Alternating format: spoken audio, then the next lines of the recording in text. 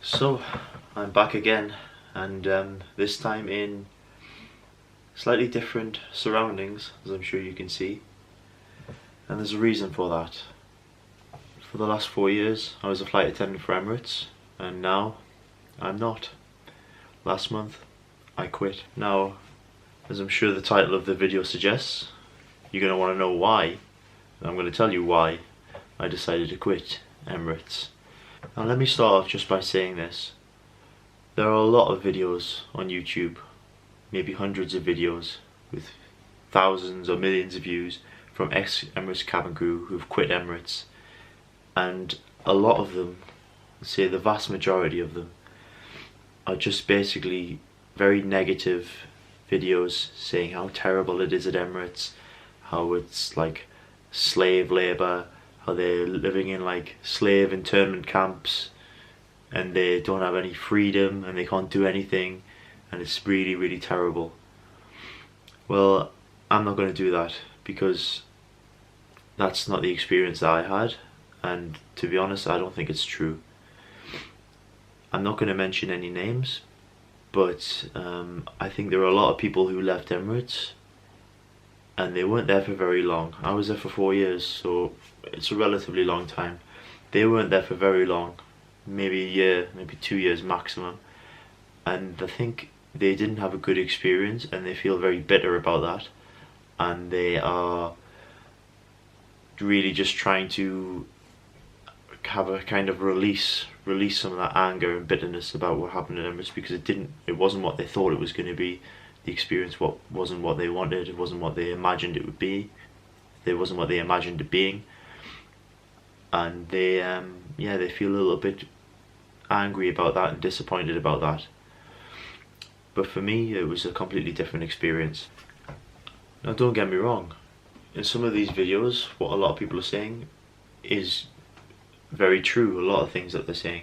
For instance, you know, that in the UAE, Dubai, there are no workers' unions, there are not really any official workers' rights. The working practices are very different over there, and that's just how they do things. It's not the UK, it's not Europe. So I think when you accept the job to go and work for Emirates, in a way you kind of have to accept that this is the way they do things over there. It's not how it is back home. So they can tell you what they want you to be. They can tell you how they want you to dress, how they want you to look. They can tell us what we can and can't post on social media. And if you want to work for Emirates, you want to go to Dubai, you have to accept that. And for us, a lot of people, they can't accept that, so they leave.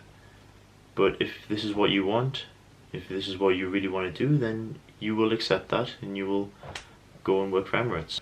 And if you can't accept that and you become a bit of a troublemaker and you make your complaints or your voice heard too loudly, you will be gone and they can fire you. And that's their right to do whatever they want. They can fire you for whatever reason, whenever they like.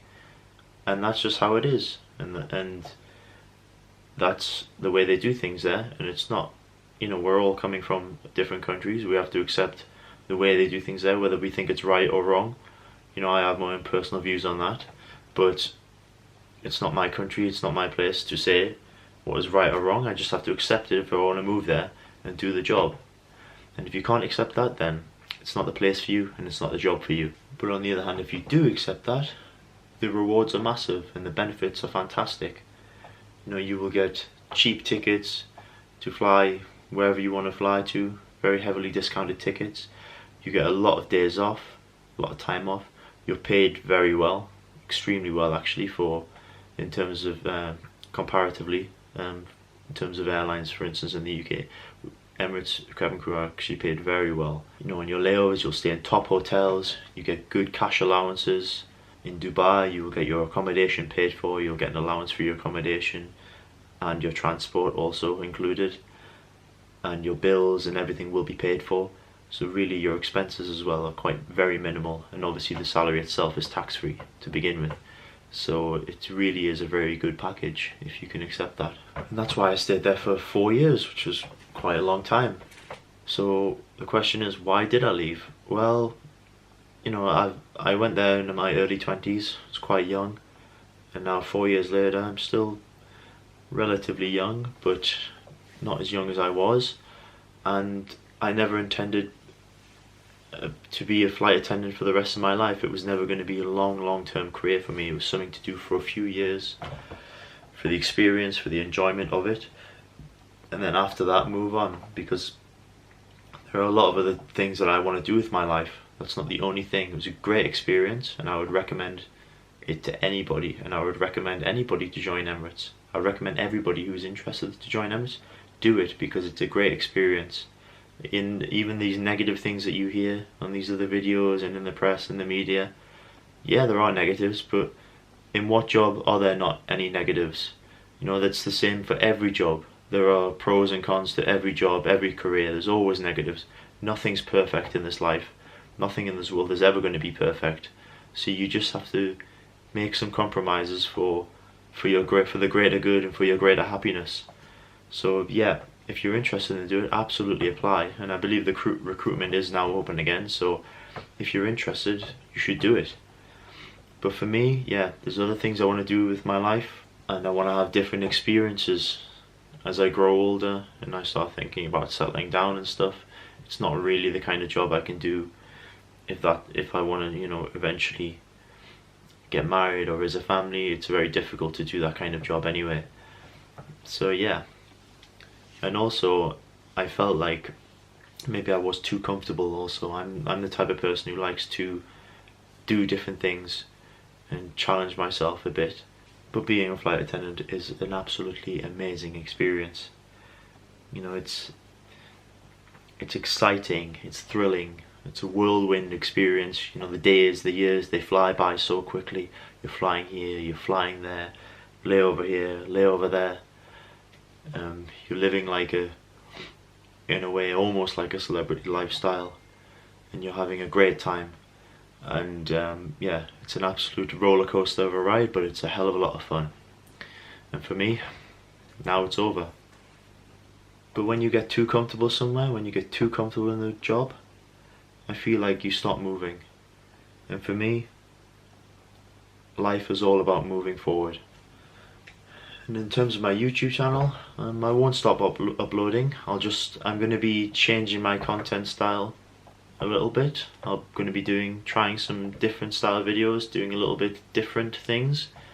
So hopefully you'll stick around and see what I'm going to come up with. I've got a few ideas, a few things I'm working on right now.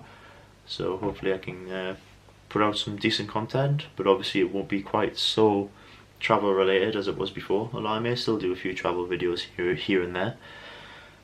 Yeah, but thanks for sticking around, and I hope to see you again soon. Thanks for watching my video. It would mean the world to me if you could subscribe. And yeah, that's it for now. See you around.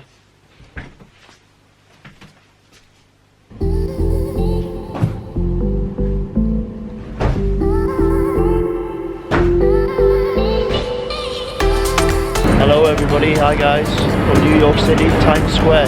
Back in Tokyo again. Hanoi, Vietnam, Hong Kong, Amsterdam. Tiananmen Square in Beijing.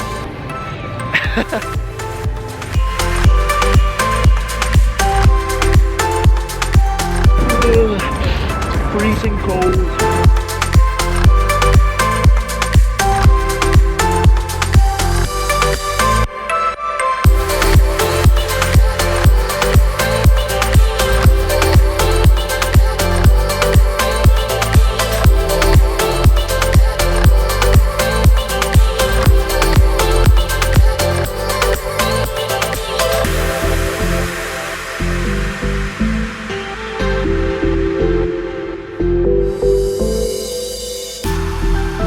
So where are we going, Ivy? We're going to Linhan Tea House. Looking for an Australian girlfriend. I'm looking for a girlfriend. If you guys know anybody who have single Australian girlfriend around, message me. I have a chest, Instagram, and a six-pack, and I'm looking for a girlfriend. And then say hello, guys. What's up? Hey. We're back in Shibuya. So this is my friend Mung. Hey. What's up? Say hello, guys. Hey. But I am very lucky, and I've really enjoyed my time here, and I've had a great few years. So that's why over the next few months I'm going to try and film as much as I can, go as many places as I can, and document the good things about this lifestyle and the positives, but also give you an honest look and an honest view of how this lifestyle is. Ken? Oh, this is the very cute kawaii street. You can find the cute kawaii stuff. Thank you. Ken is the craziest Japanese. Oh, you can't put this video on the YouTube. The craziest Japanese guy you'll ever meet. Yeah.